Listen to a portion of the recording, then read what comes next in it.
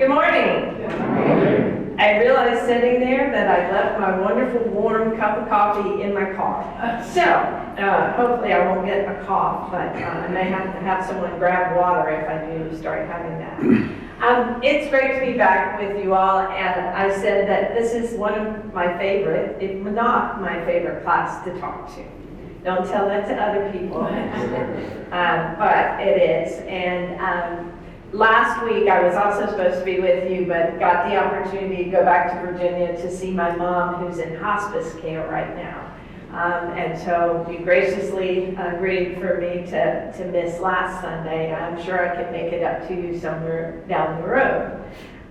Today's topic, I got to thinking, what might I talk about? I've shared so much with you about women in the Bible and other aspects of the Hebrew Bible. And I have to admit, my mind has been on this topic probably since I was a kid, before I even knew the words in this title of the presentation.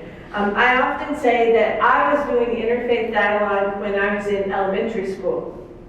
My very small town of Bradford had 2 Jewish families, and both of them had daughters my age.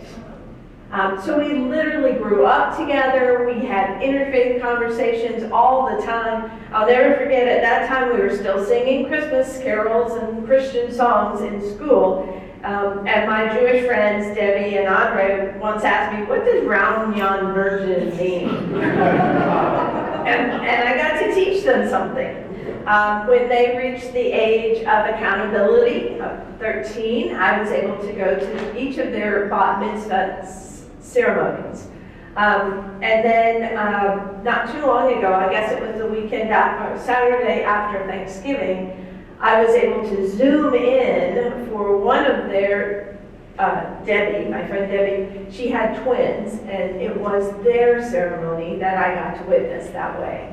When they started learning Hebrew for their Jewish upbringing, I wanted to learn Hebrew more than anything in the world. And now, look where I am, I teach Hebrew. And when we got together at the last sort of reunion, they were like, you know Hebrew way better than we do. But early on in my high school years, I began to kind of get a greater sense of Anti-Semitism, Anti-Judaism, and sometimes it's called that, of course, as I grew up learning about the Holocaust. Like everyone being stunned by that information, I just couldn't figure out in my mind why someone would think that my friends Debbie and Andre weren't equally loved by God as I was. And even in high school, as I led the Virginia Regional Youth Council, we brought forth to the Regional Assembly a resolution that said that essentially Christians don't need to evangelize Jewish people. They already have a valid relationship with God. When we brought that to the regional board, I was the representative for the youth, and I was so disappointed by the very virulent resistance to that particular resolution, that people were saying, no, they're the ones who killed Jesus. They were the ones who need to be saved. That just broke my heart. And so as you see, I'm now teaching Hebrew Bible. I have been very involved in interfaith dialogue along the way.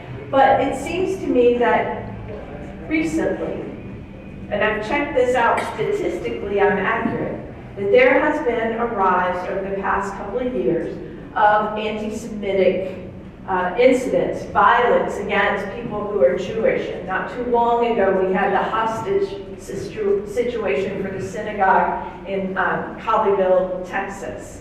But I went to check statistics, and in 2021, the number of anti-Jewish or anti-Semitic violent incidents doubled from the year before.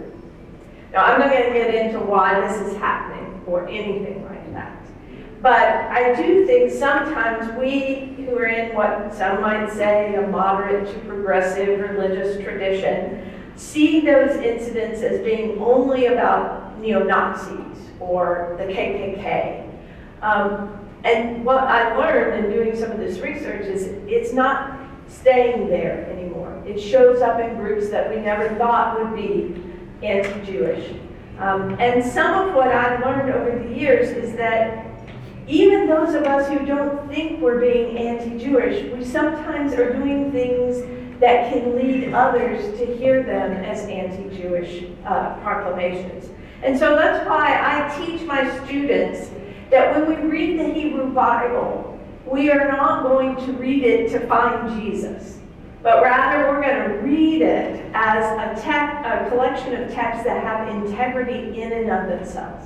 We don't have to jump to the New Testament. We can read them and learn from them and respect our Jewish siblings who share these texts with us, who actually allowed us to use their texts that they had had long before Christianity showed up. So if you had to look up any of these words, just a reminder, anti-Semitism is technically an ethnic term that had to do with Semitic origins of the Jewish people as well as others.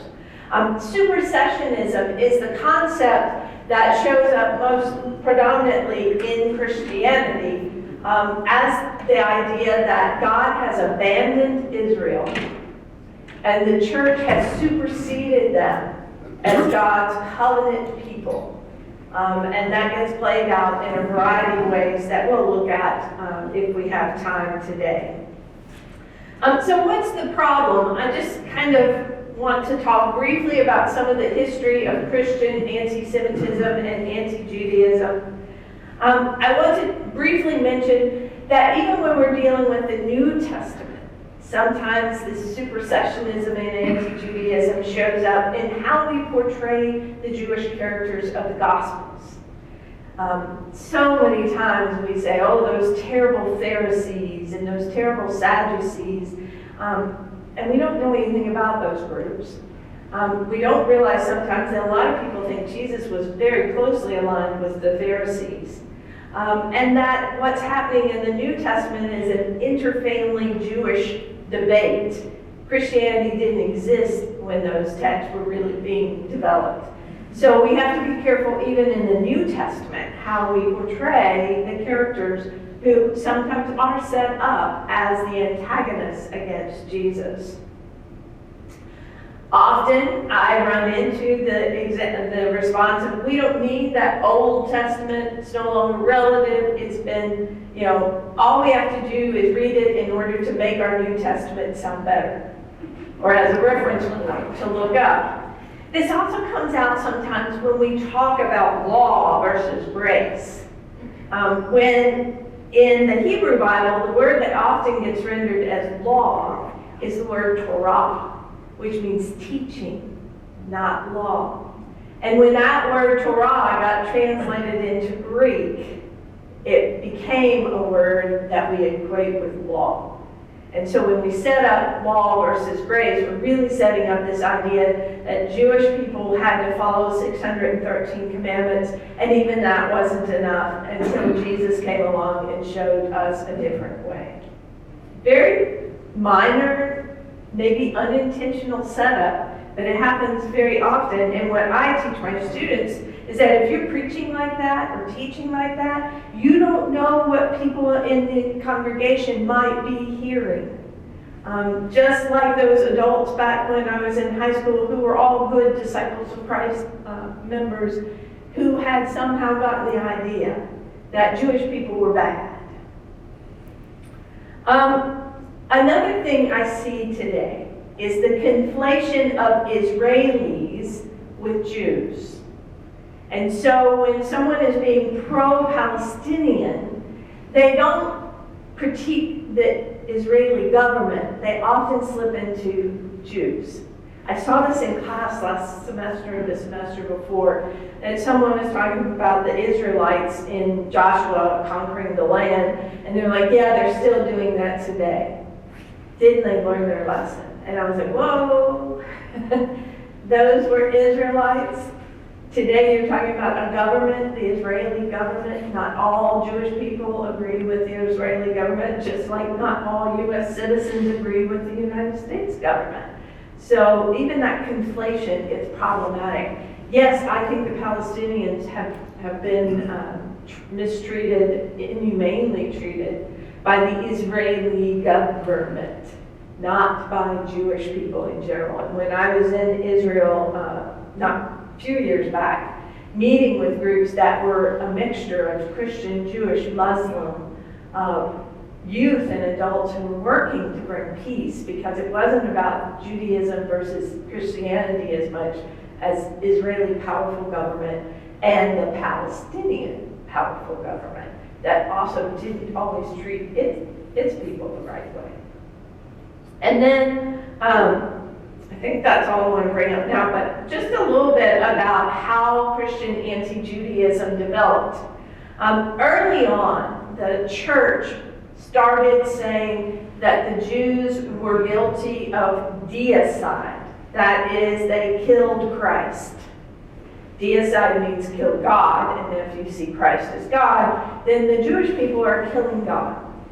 Of course, we know that Jesus was executed as a political dissident by the Roman government. Jewish people had no power to crucify someone. But that started early on with one reading of Matthew 27:25, where we hear this idea that Jesus' blood is on us and on our children, what that developed into blood libel. And so that was used by the church early on, even by the 7th century, if not before, to justify mistreating Jewish people. Whether it was trying to limit where they could live, to even the idea of, as we see develop in pogroms and in Hitler, the idea of genocide, because these Jewish people could be wiped out. Some other lies that the church started sharing about Jewish people was that they regularly broke into sacristies and desecrated the host, communion elements. Obviously, it's a very Catholic church at that time. Also, the rumor was that Jewish people sought Christian children to sacrifice, to use for their Passover ceremony using the blood of the sacrificed children. There was no truth to any of that, no evidence, but that became kind of the milk of Christianity that was fed to everyone. So that the idea that you could mistreat and even dehumanize these persons who are Jewish was always there from early on. I often say that Hitler didn't sow the seeds of anti-Semitism.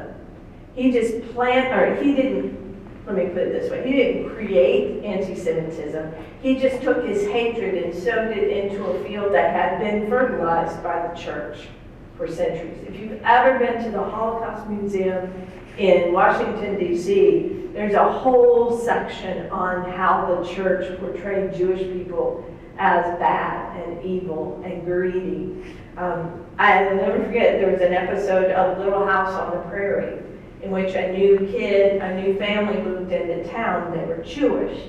And the little boy wore a hat, and the children kept trying to take the hat off because they knew he had horns underneath. Again, just startling to someone with my background. Another example, as I have shared in a bigger lecture in the past, our own wonderful Reformation founder, Martin Luther, was one of the worst at teaching anti-Jewish behavior. At first, Luther thought that he could convert the Jewish people. But when he realized that wasn't going to happen, he took more drastic steps. And so he wrote this piece called On the Jews and Their Lies in 1543. And he wrote terrible things about Jewish people, did some really bad eisegesis of text. And he had 7 suggestions of what should be done about the Jewish people in our midst. And the first was, set fire to all their synagogues and leave nothing behind so no one would know they ever existed. Second, their houses should be razed and destroyed. And the same sort of behavior or outcome as with destroying the synagogues were to be done to destroying Jews' homes. And then said, let them be lodged under a roof or in a barn like the gypsies. Their prayer books and writings should be burned and destroyed. And their rabbis should be forbidden to teach henceforth on pain of loss of life and limb. Now that's Martin Luther, that's not Adolf Hitler. So you can see how this has been going on for many, many, many, many centuries. I'd say at least 2,000 years, or close to.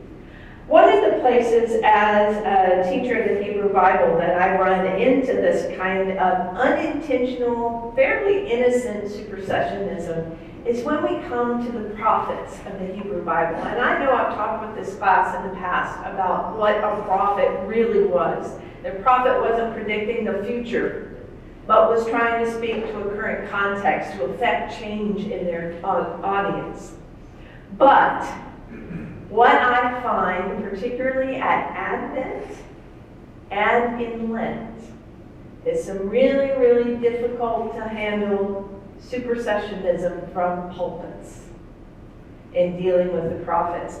And I'm sad to say that because of COVID, I can visit lots of pulpits.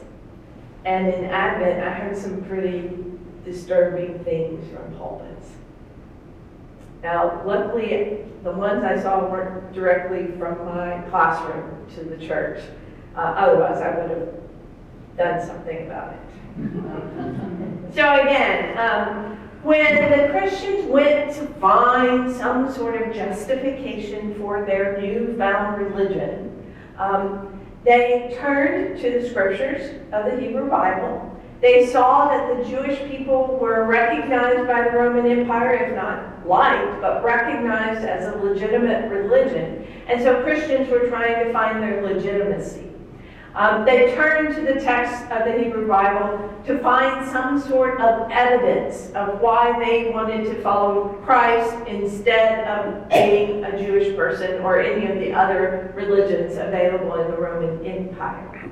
Someone described this as like an archer who first shoots the arrow into a tree and then paints a target around it.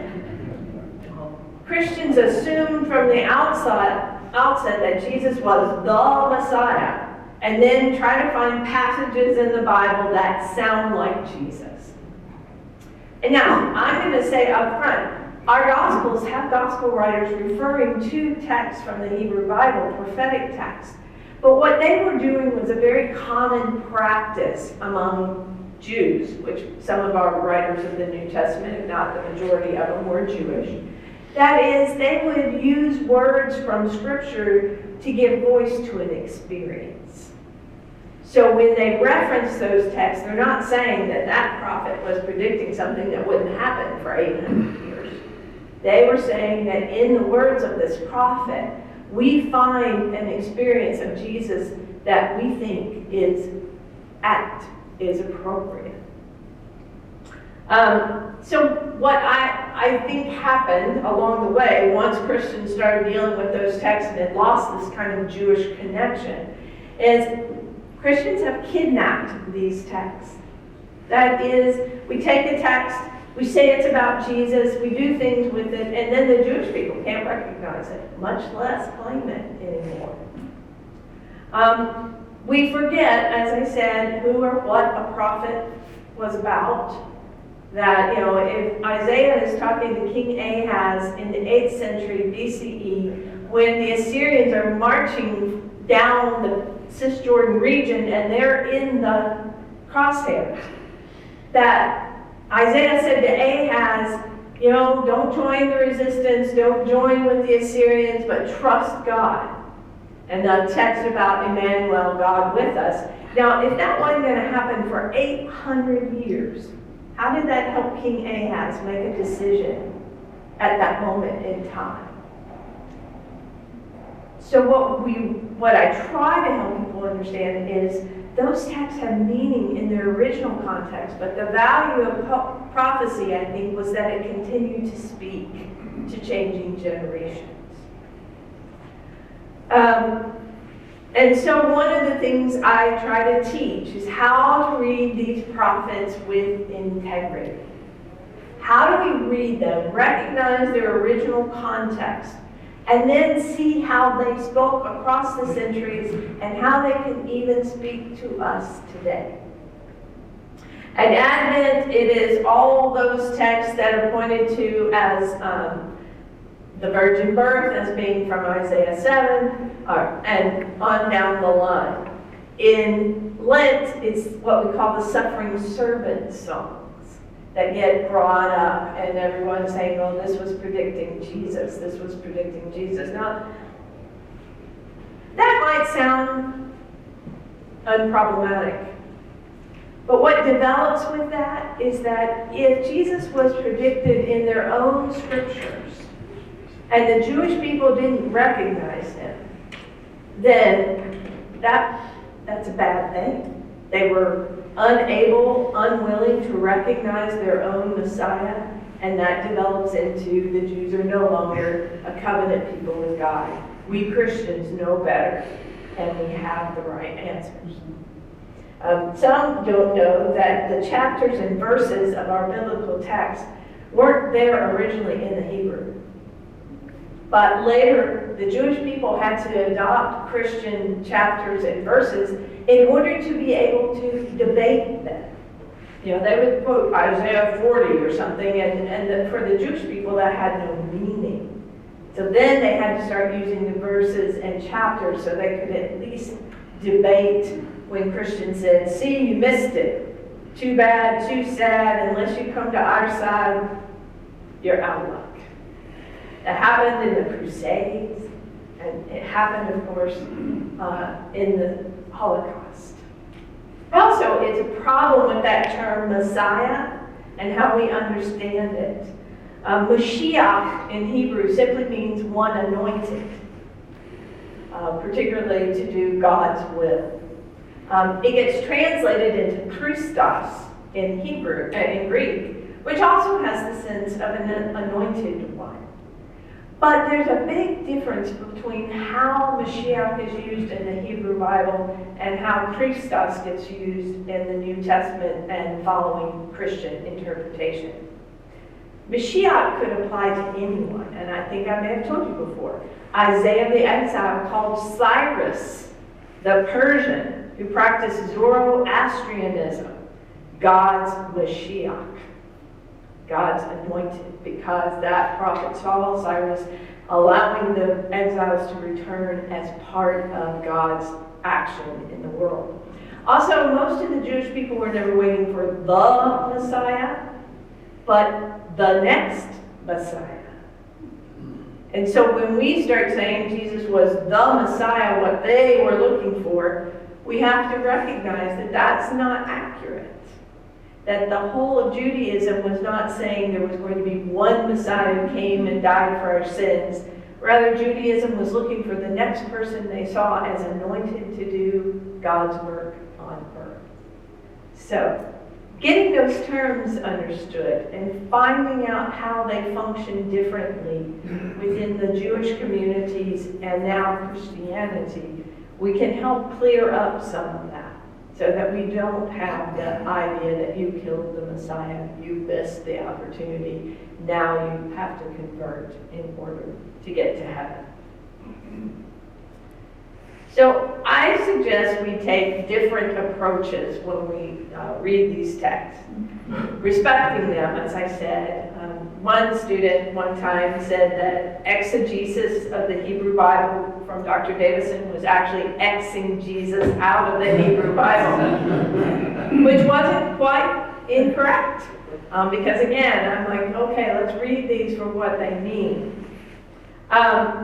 We have to remember that the Hebrew Bible is Israel's self-evaluation. And I was reading something not too long ago about, we have to be amazed that the Hebrew Bible includes all the things that Israel got wrong. You know, if given the chance, most of us would not tell the ugly parts of our story. But Israel recorded all of those things. as examples of when they got it wrong and when they got it right, and maybe next time we'll learn from when we got it wrong and do it better. So it's a self-evaluation when they talk about how they've broken covenant. It's not God's evaluation, and it shouldn't be outsiders' evaluation, but their own evaluation. I think I've mentioned before a better understanding of the term covenant, which comes from the Hebrew word berith. And the idea that God made multiple covenants throughout the Hebrew Bible, and none of them canceled the previous one. And in fact, many of the ones God made with people in the Hebrew Bible were called a berith olam, which means an everlasting covenant that you cannot break, or God will not break. We might try to. So that when we talk about the new covenant, we have in our minds, some of us thought that canceled out what came before. But the truth is, God can hold multiple covenants at one time. God's not either or. We even hold multiple covenants. We have a covenant with a spouse, perhaps.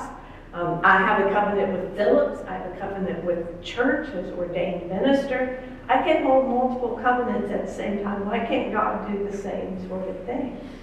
But if we set it up as either Christians are right or the Jewish people are right, then we have a problem. Instead of saying Christianity is just the next opportunity covenant that God gave to a group of people, and all of us have a piece of what God is all about. Knowing the socio-historical context of these passages, and then thinking about what did it mean then and what can it mean now. Because I think if a prophecy only has one meaning, then it's a dead prophecy. It has no more value even for us today. So I mentioned the Isaiah 7 text, which I know I've done with you all before in the past. So I thought I might, given the upcoming Lent, say a brief word about the suffering servant songs. So let me jump through some of this. And while I'm doing that, I want to see if there are questions before I move into something else, because I know that's a whole lot of stuff. For some of you, this may just be echoes of what you've already heard. Questions, comments? Yes? Yeah, I'm going to speak in class here about 3 weeks, mostly on the Gospels. And I've just spent a lot of time looking at Mark, and Mark really emphasized his suffering service. And I'm kind of interested to hear what you say.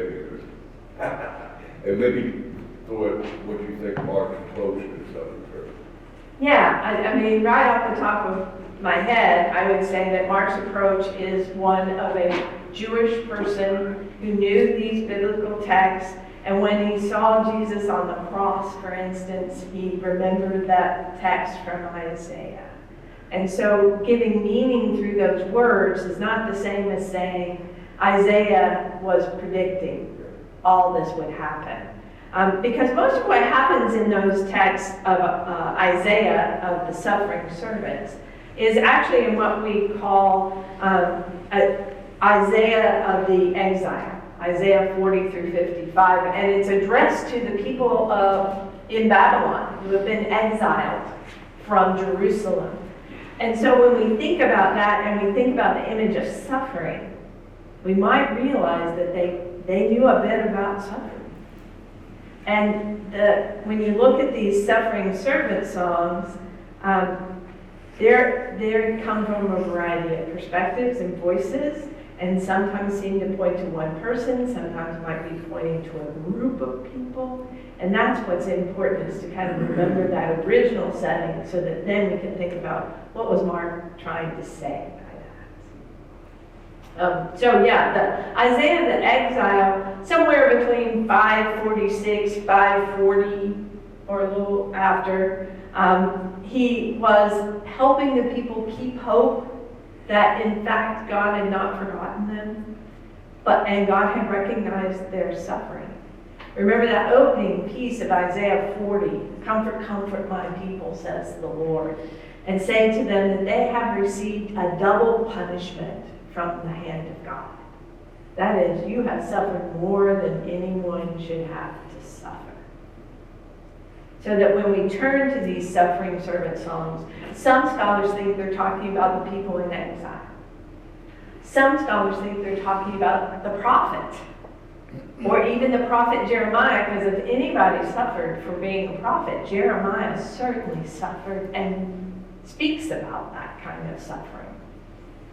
And these songs are not really songs. They're really passages, poetic passages, but they've been identified as having 4 different texts.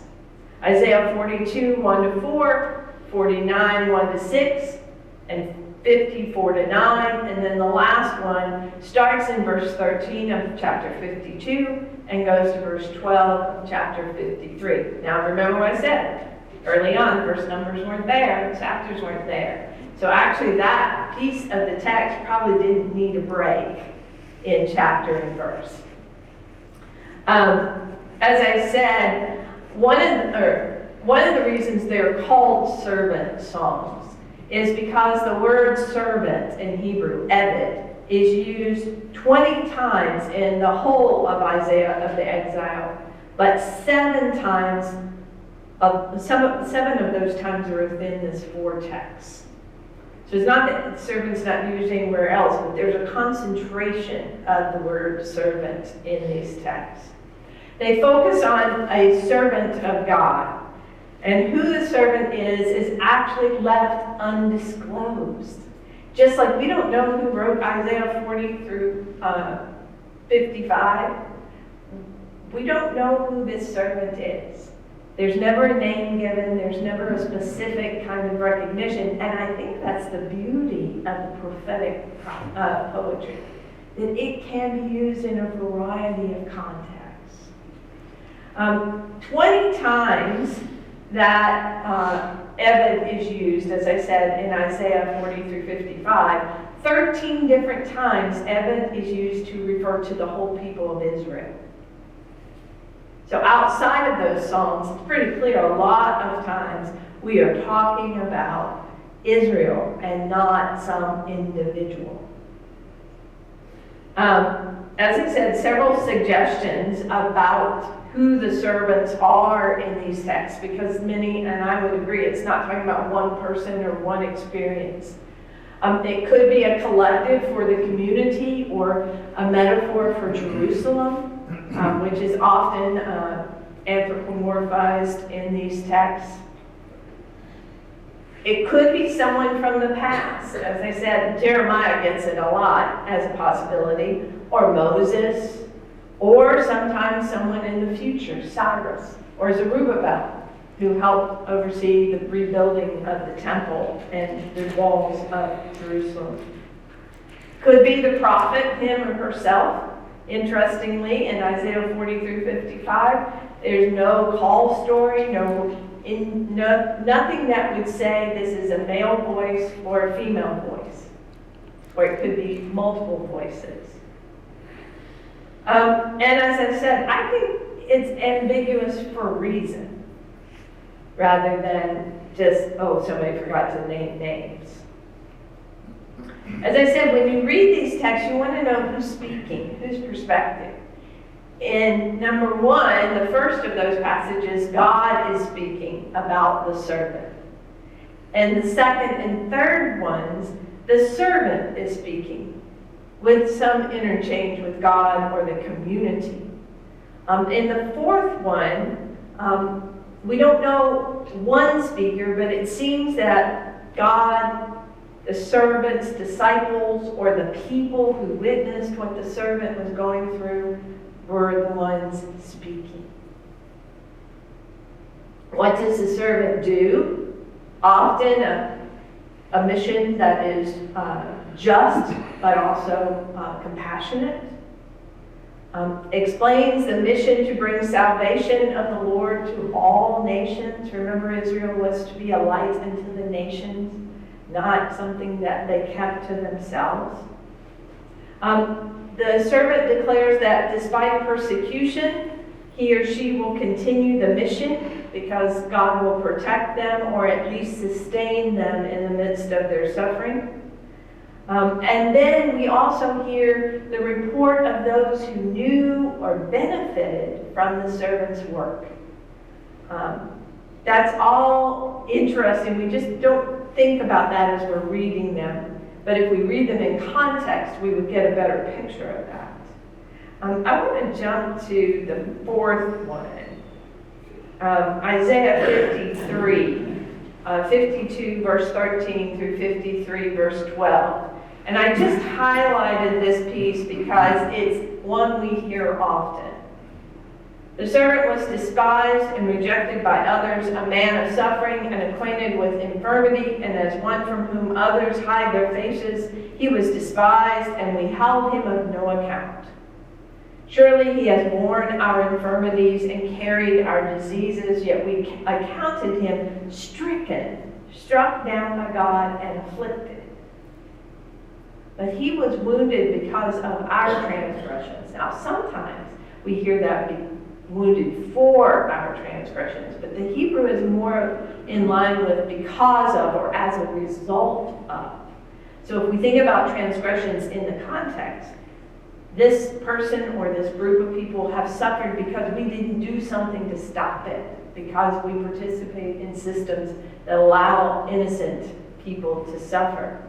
And crushed because of our iniquities, upon him was the punishment that made us whole, and by his bruises we are healed. And one of the things that I thought was quite intriguing as I was reading different interpretations of this particular passage. One scholar, Amy Erickson, wrote, because there are numerous right answers to the question of the servant's identity, we look at each one who suffers with new eyes and new attention.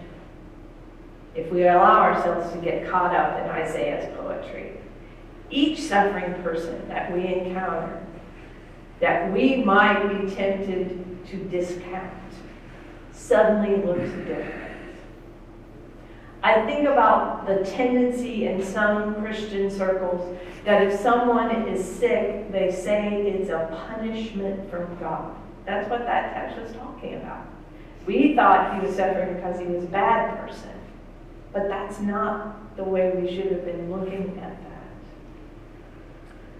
that. Also, Erickson says, we are challenged by this example in Isaiah 53 to look for the other suffering servants in our time. Who are the people who have suffered because of our sins, because of our misdeeds, and because of our lack of action? She mentioned Sojourner Truth as an example of someone who was vulnerable, frail, who had been limited by slavery, but yet kept going, stood out, stood up.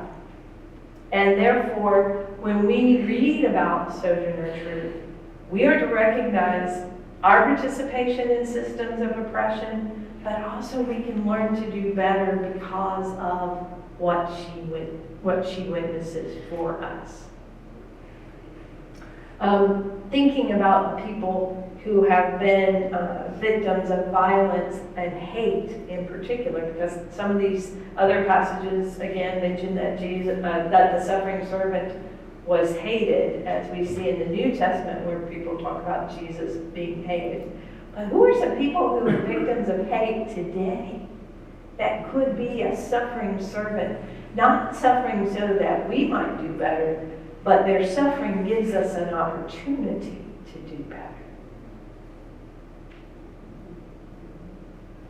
I think about George Floyd and other victims that have caused us to look at reform and how we have participated in things that brought suffering. Who else might you think of as a suffering servant, either a person or a group today, that we see their suffering and realize what we need to do to make it better or to prevent it? Can you think of someone else? With Martin Luther King within the African American community. Yes, Dr. King definitely would be an example. His death wasn't so that we might do better, but his death allowed us, in many ways, allowed the people at that time, in many ways, the opportunity to see how bad racism was and move more towards that civil rights movement passage. Who else might be someone? Yeah. Certainly within the churches, even our denomination, the whole question of the inclusion of LGBT folk. And, some churches have split over that, or just, who really is welcome. Yeah. That day. Yeah. Others? So the South African gentleman, his name escapes me. Yes. Mandela. Mandela, yeah, he would be too. Thank you. It escaped me the moment you said it escaped your mind. It just went, yeah, Mandela. Another good example of while we lament what he went through, others I think were awakened by his suffering. Particularly this year at the seminary, we have been focused on the indigenous peoples of this continent and what Christianity, even disciples, have done in the past and still today towards these people whose land we stole. No doubt about it, we did. And quoted some of those Hebrew Bible texts while we did it. Anyone else? Well, women in the church. Yes, women in the church, definitely. And I think going back to your question about Mark, you can see why those folks would hear the echoes of Isaiah in their head as they were seeing all that Jesus was suffering. Well, it was going through at the exact time he wrote his gospel, which was Jerusalem and Judea being destroyed by the Roman army. That's right. So all the people there were sufferers. Yes. I heard someone the other day from a sermon say, well, the Jews were in cahoots with the Romans. And the Pharisees, that's where I heard the Pharisees and Sadducees lumped together, when what we know is that maybe a small group of Jewish leaders were working with the Roman government, probably to help their people not be wiped out. But when we lump everybody together, and when this community that's hearing these stories about Jesus are also suffering. Lots of us have not read much probably about the Seleucid Empire in Judea when the Romans took over, or the Greeks took over, and the kingdom was divided, and this one terrible ruler, Antiochus Epiphanes, persecuted Jews like maybe almost like Hitler, maybe not quite as successful at his desires. But that's what lies behind particularly some of Daniel. And there are stories about how they would take the scrolls and burn them. They would take mothers and make them kill their babies. And if they didn't do that, they'd kill them themselves, just for being Jewish. That sounds atrocious until we go and read about the Holocaust. I took a group of seminarians to Poland when I taught at Lexington with the March of Remembrance, and it was an interfaith group, primarily undergrads, but I wanted my seminary students to go. And just being in those concentration camps and knowing that we had multiple tour buses of students, and on every bus was at least one survivor of one of the camps. And they would stand in that camp when we visited it and tell us their story. And I don't know if I've ever shared this in this class, but our bus had a man named Pinchas Gunter, who was at Majdanek, a lesser-known Polish concentration camp. He was taken there from Warsaw with his mother, father, and twin sister. And when they got off the train, his mother, father, and sister went this way, and he was sent that way. They went to the gas chambers. he was a young boy and they thought he would be someone that they could use for something. And he stood in the barracks of where he had been and told us the stories of his experience. I was in awe of his strength to take what could have made him a bitter old man and use his experience to teach us so that we might be different. That was the day it started raining and we ran from one building to the next, and when we got inside we were shaking off, all glad to be inside, until we realized that was the shower room. And we thought of those people being herded, you're just going to get a shower. You're just going to get a shower. And then right next door was the oven room. And I had this terrible thought of wanting to take Holocaust deniers and send them into that shower room and tell them I didn't know what was going to come out of the shower heads. And then at Madonic, there's this big dome and round feature, and in the midst of it are ashes of the bodies that were cremated at that point. So, today we have these people who are denying the Holocaust. We've always had it, but now they seem to have a louder voice. Good God help me, my brother-in-law, I was trying to talk about something and he said, oh, it wasn't that many Jews that were killed. There is many Germans that were killed too. He also only watches Fox News, but no, I'm not going to get political, But again, as I said, today, as much as any time in our history, we're seeing this rise, and we're seeing violence against Jewish people. And I was reading about the Colleyville experience, and that the FBI at first said it wasn't a hate crime, that it wasn't anti-Semitism. But then they, I think, changed it later when people were like, what do you mean? You went into a synagogue and was spouting anti-Israel, anti-Jewish rhetoric. So that wasn't a very happy place to end, so I'd love to hear what you have to say in the little time we have left. I grew up in a situation that was completely different than most people's.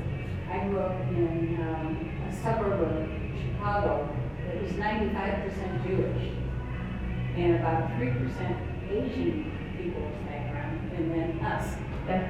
And I found out that the people that I knew, in fact, all my friends were Jewish, were the most loving, caring people, and they knew way more about the Bible than I did at that stage.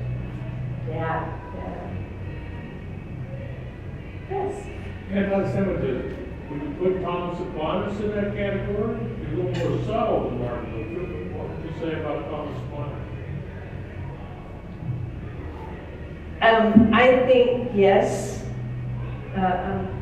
Yeah. Many of the early church fathers, again, and mothers, and others, were doing anything they could to make Christianity look like the best thing there was. He was a huge name. Still is among the Catholics. Yes, yes. Oh, I understand. Same time today, Yeah. all these guys. Like the women in his group, victims, and yet it's still. Yeah, I guess and I would have a heyday for God's talk. You always have problems with it. Yeah. No, and that's the thing. If the only way we can make Christianity look good is to put down another religion, then there's something wrong with our religion. Distinctions between Judaism and Christianity are good. We are not the same. But if we set it up as either or, again, we get into great problems in how those words carry forth into actions. Maybe not only something wrong with our religion, but also with our God. Exactly. Thank you. You want to say anything else about that? That was at the beginning of maybe a sermon, so. Amen. No, I agree. And again, that craziness that we worship a different God. The God of the New Testament's all love and hearts and, warm fuzzies. God of the Old Testament's mean and angry. And I say to people, yeah, when God got upset with you in the Hebrew Bible, you were just struck down. In the New Testament, it says you'll be thrown into a lake of fire, eternal lake of fire with wailing and gnashing of teeth. I think I'll take the other option if given a chance. That's being flippant, but it's very true. And that's where we too have to say, and we worship the same God with our Muslim siblings. We all are worshiping the same God, and depending on your particular theology, you might say all religions in some way are worshiping the same great divine power, just known in a multitude of ways. Yes? Question, the anti-Semitism, it seems to me like we've had in this country a pattern of acceleration and somewhat decline. You look at the period before World War II, and in our government, State Department, and so forth, anti-Semitism was extraordinarily virulent. Is this just the latest version that is emerging now in the last 5 years? It seemed like we had a quieter period from roughly 60 to the 70 current time. Yes, I think we had that point after World War II and all the things we learned about what we in the United States didn't do when we knew things, and et cetera. I think that set us on a path that it just wasn't acceptable anymore to be blatantly anti-Semitic, anti-Jewish, et cetera. But yeah, I think we're seeing that new upswing right now. Early on, one of the accusations against Jewish people is that they had all the money and they were good. Now today we hear people talking about Hollywood people, and if you took out Hollywood and put Jewish in there, you'd hear the same sorts of things. So I think we're seeing a rise again. I just hope we can squelch it. It also happens whenever there is some sort of major development in the Palestinian-Israeli situation in the United States. We see a rise in anti-Judaism. Again, because of that equation of Israeli and Jewish. All right, I think we're done with I time. have one comment. Yeah. Growing up in Tulsa in the 50s, in South Tulsa,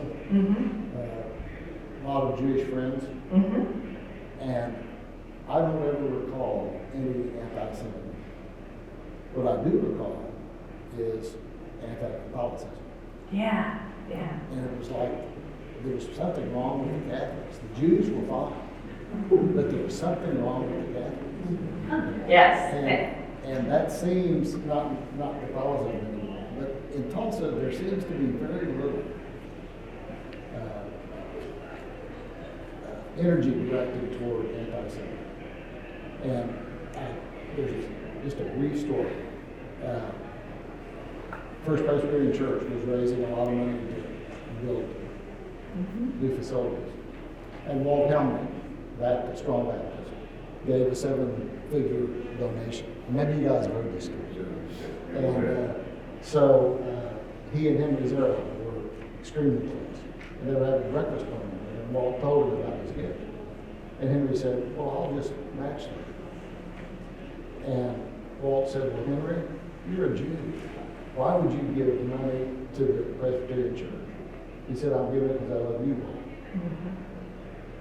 Yeah, that's great. So I think Tulsa is a little unusual, not unique, but a little unusual in terms of our relationship with the Jewish people. I can see that myself. I probably would want to go check with my friends at the synagogue and temple just to see what they're experiencing daily. But you're right, I see a lot more cooperation. One thing I always like to say is that when you look at Dr. King marching to Selma, one of the figures with him was Abraham Heschel. And many within the Jewish community feel that because we were oppressed and nearly wiped out, anytime there's an issue of social justice, we better be fighting for someone's rights. So, thank you. Thank you all very much.